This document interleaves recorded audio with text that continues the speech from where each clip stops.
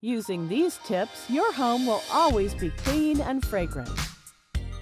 The best way to wash soiled cleaning cloths is with mild bleach and water. They will be perfectly clean and sanitized.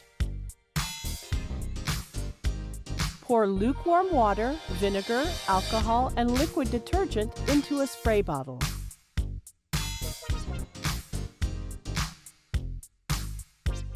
This will be your DIY stain remover.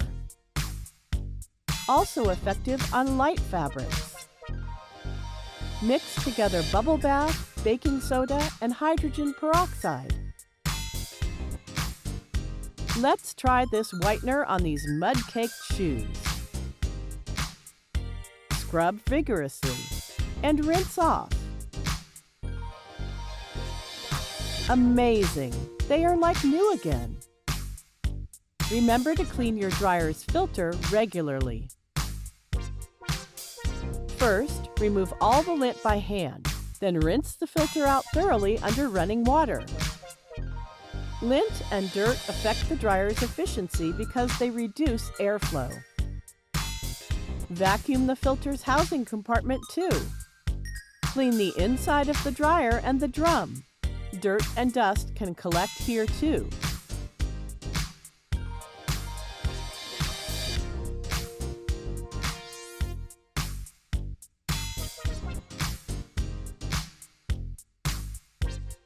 Use a bottle brush to reach hard-to-reach spots.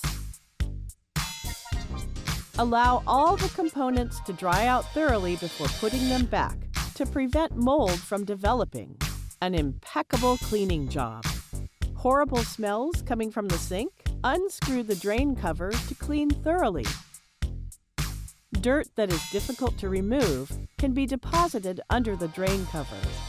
Use a toothbrush to scrub hard-to-reach spots.